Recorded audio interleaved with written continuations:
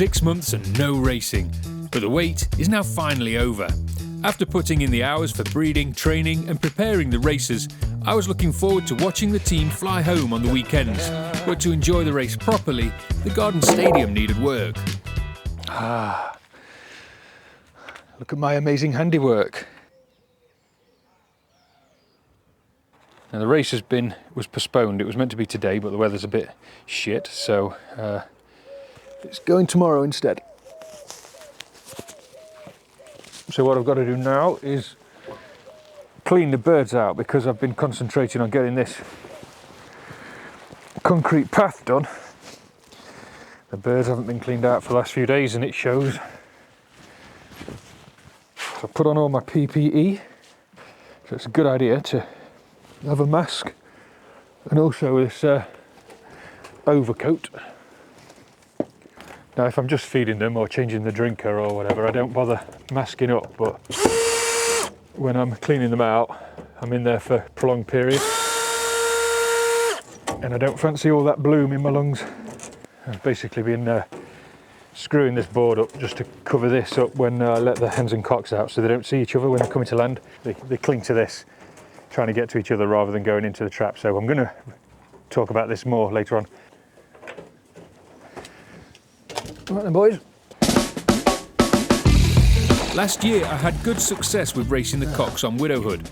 This year I'm hoping to send the hens too, and that's a delicate balancing act, so I've been getting used to loft flying the team on the roundabout system.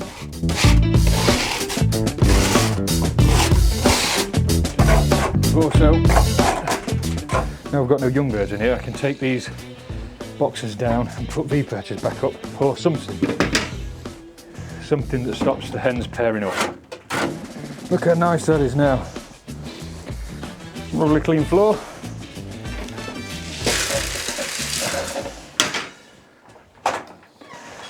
Come on then. Time to do the cocks. That's one hen ready for the races, but in all seriousness, when I first tried roundabout, I found it too time consuming and the hens could be particularly infuriating. There's your water. Enjoy it, it's delicious.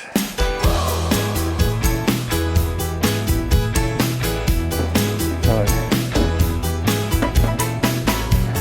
Here's some droppings for you. Oh, fuck. Right. Can you see that? So that's pretty good. You've got a little bit of down, it's nice and dry droppings, clumped together, a little bit of white urea on the top. What a lot of fanciers will do is they'll look at the droppings and gauge if they've got any issues. So you're looking at how the pigeon flies or doesn't fly, how it sits, how it holds itself, if it's sat fluffed up, head down, droopy eyes and droopy neck, then you know that there's probably an issue. You can also look at the droppings to look if they're runny or discoloured, but looking at the droppings alone doesn't tell you that much, because sometimes if they've just come back from a training toss, for example, and they're hungry, they'll be a bit watery and they can look all sorts of weird. If you forget to feed them in the morning, or you can't feed them in the morning, when you come in the afternoon, there'll be more of a green tinge to it. And that, or everyone always thinks, oh no, illness. Same as if you feed them a load of peas. I've noticed, lots of peas, lots of green poo.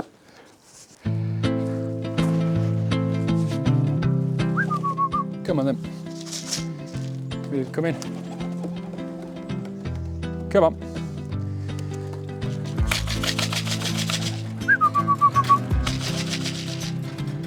You've got a mouthful of feathers. Why have you got a mouthful of feathers? The feather. Got a mouthful of feathers. Come on.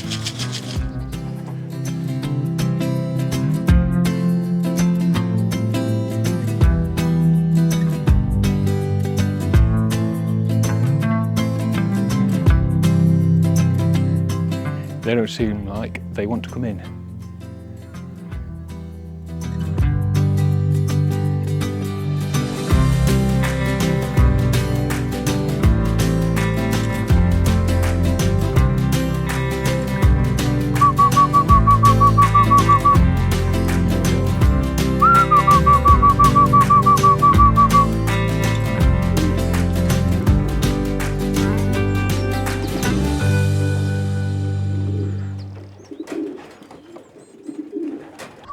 Lately, I've found half the birds will come down 20 minutes after the other half, and the following day they'll swap around.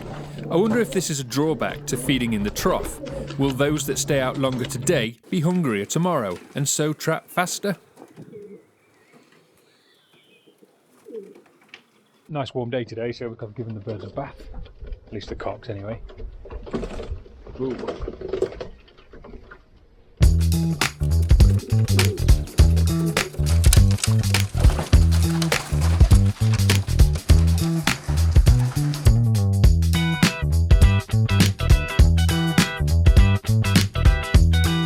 Whilst the birds dry off from their weekly bath, I'm putting into practice a new ethos in pigeon handling. So it's time for the birds to go in darkness, and I'm doing my best with my badminton racket to herd them away from where I want them to be without scaring them. So you guys are going to be happy to see my hands. Come on, here we go. Come on then. That's it. Now normally I would use my hands to shoe them. You just then get them used to being scared of your hands. So I'm using this badminton racket to move them into this section. I've got a shutter on that I can close. Right, we'll top up your water and then turn off your lights, and it's time for bed. We've got to get the hens in there with the cocks. This is going to be pandemonium, isn't it? It's going to be chaos. Because I've got cocks that think they live in the hen section, in those boxes. Hens that think they live in the young bird section. Some hens and cocks that didn't pair up. I reckon... Where's 1998? 1998 is my 3-year-old that always seems to do well. So well, in fact, that I'm going to have to give him a name. I reckon I can predict the winner today. I'm going to have a go.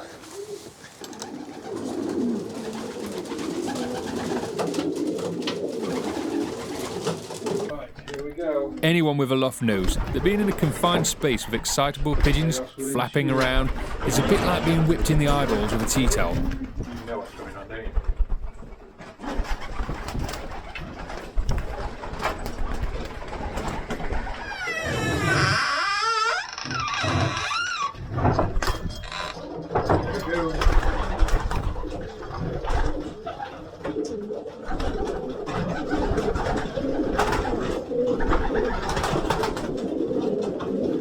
Here's a yearling cock, one of the Callahan birds.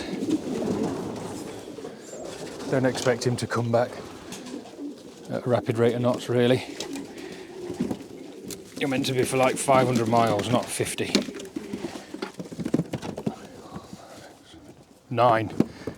15 cocks.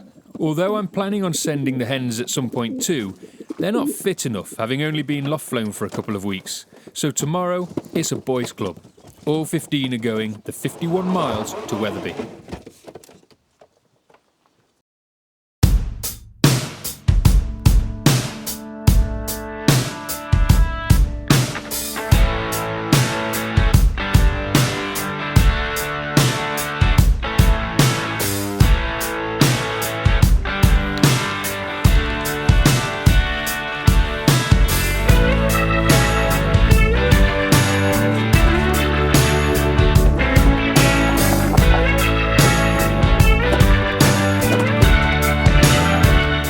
The day of the race is always the same. Every fancier will look at the sky and comment on the clouds, observe the leaves in the trees, and make a judgment about the wind. So the birds were let go at 20 past 11 in an east wind. A bit of blue sky now. It's been very cloudy this morning, so I can see why they've held off letting them go. We've got 15 cocks there. I'm pretty confident, actually. Why did I say that? Anyway, let's see. I'm going to put the camera up there so we can see which direction they come from, and hopefully we get all 15 back. So let's see, 5 past 12 now, so they should be due back.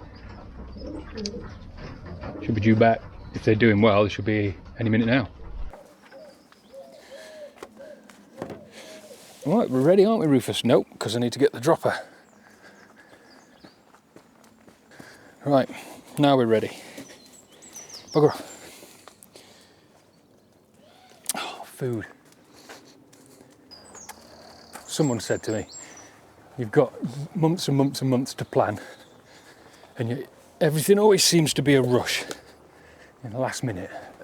This is my third year, should I say, and it's still the same. 6 minutes past.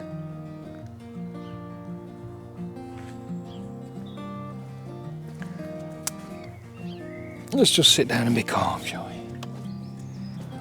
we? Pork pie. Sunshine. Racing pigeons.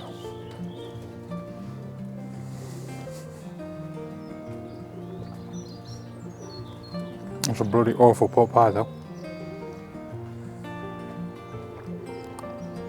Yeah.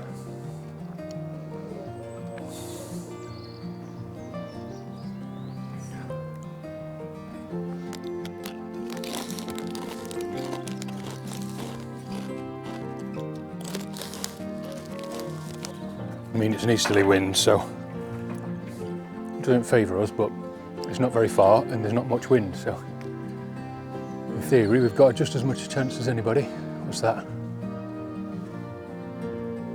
Feral.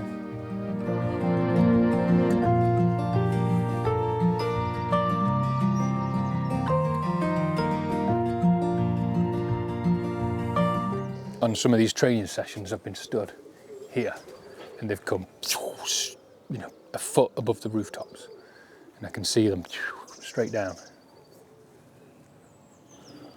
And that was exciting, even if it was just training. Here we are. He's quite high. Oh no, my nose bleeding. He's quite high, that one. Where's he gone? Hang on, not yet. I expected a few jittery birds for the first race, but these guys were whizzing around like they were shaking off surface-to-air missiles. Oh, he's come around again. Maybe I should have sat out of the way. Come on. Oh, for f***'s sake. There's no reason to go around 4 times. Come on. Come on. There we go. That's one. In you go. 1998 would be, wouldn't it? Could have put money on him coming first. Not very quick though, 23 minutes. Yeah. And he did loads of laps. He would normally come straight in, so he's a 3-year-old. 2022 bird, so odd that he circled so many times. A few minutes of nothing, and just as I was manoeuvring my camera, 1908 rocked up. His dad topped the Fed from Anik in 2023, though you wouldn't think it looking at his pace today.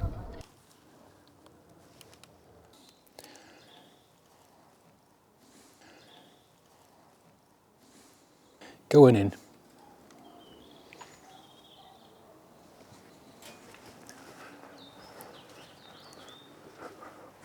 I think that one came in after 1 lap, so there we go. Experiment successful. 1908. Right, so 13 more waiting. Here we go, 2 more coming straight over the rooftops.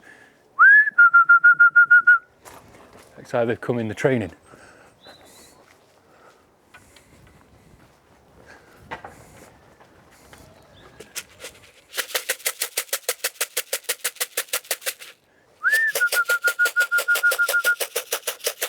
Not coming straight down though.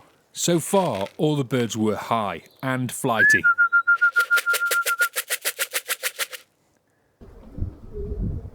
That's Charlie's Fed winner. And that second, that red one, that's one of the Callahans.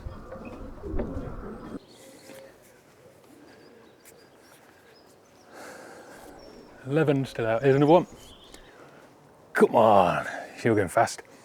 Where's my shaker?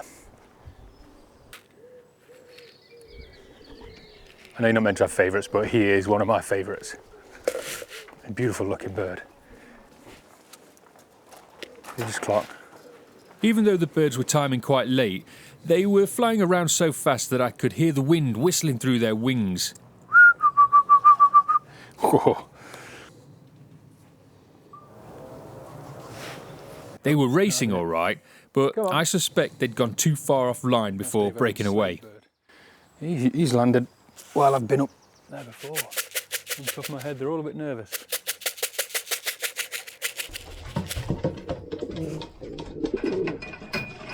I learned in my first year of racing young birds to enjoy the return as much as the result, like a squadron of feathered bombers in a headwind skipping over the rooftops, or a jet fighter diving into view and buzzing the control tower.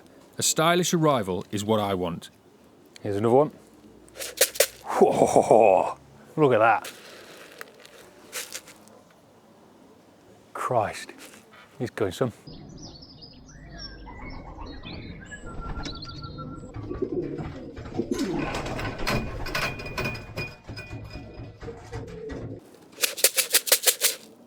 Ah, it's a wood pigeon, Dan. Yeah, getting overexcited. That last one came in like a bullet. Shame he was second from last in the loft. Missing out on the food, mate. I don't think that was too bad. The start, really. They were all doing laps, which you kind of expect from 50 miles, 51 miles. There'll be a lot of adrenaline in them, I guess, coming from Wetherby. 1998, first bird back. He's definitely my best bird. That's from Dave Evans. That's the first bird, one of the first birds I got, actually. Let's see where he comes in the club. I don't think we'd do that great in the club, especially seeing as the second bird was several minutes after that. But at that distance, I would like them all to come together, really. Here's another one. Come on.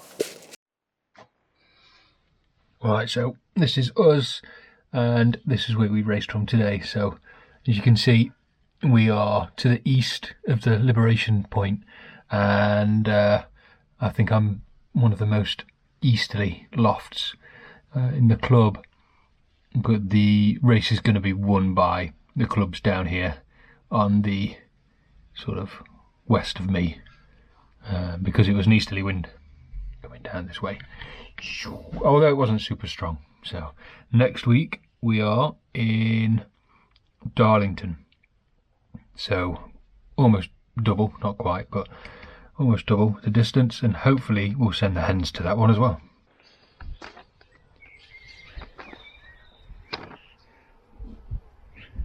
Stupid smart. Won the club, 1998. Topped the club again. He's a good bird, he is. Really pleased with that. And when I got back, about an hour later, we got the last bird. So 15 out of 15 today. Really pleased with that. But yeah, well happy with that. Good bird. Right, so I was talking about this the other day, and I wanted to make some modifications to it. Basically, the way I'm racing this year is I'm going to try roundabout, which is basically where you, as far as I'm concerned, you race hens and your cocks. But the way that you train them, and when you loft fly, is you let the hens out, they do a fly, and then you move the cocks through into their section, and then when the hens come back in, they go into the cock section, you feed them, move them back into theirs when you've let the cocks go. So you sort of like cycle them that way. You can let the cocks go first. Some people mix it up, I think.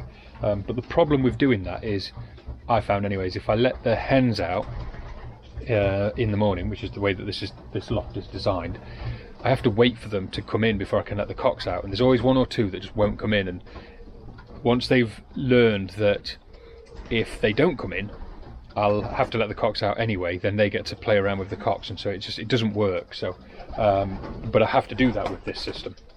When I first built this loft, I had another trap on here, and I'm going to put that back on so that I can basically choose which birds I want to let out. So I can let the cocks out, they can come back in there, and then when I let the hens out, they can come out here and go back in here and just get used to that. So that on race day, the hens, they can go in either one, but they'll get used to coming into this trap, and the cocks will get used to going in that trap. The door will be open in the middle anyway, at the end of a race, but I think that's the only way I'm really going to make it work, because if you're working like I am, you just don't, it takes hours, especially if the hens, you know, have a particularly good fly. If you let them out first, the cocks don't get to fly. If I let the cocks out, which I can do, I've then got to move them into this section while I let the hens out to then get, it's just bollocks. So yeah, that's what I'm going to plan to do. So I'm going to build a trap on here. I'm also going to build a blind on it, so that when I do let them out, whoever's in here I can block off. So if the hens are flying, they can't see the cocks in there, and if the cocks are flying, they can't see the hens in here.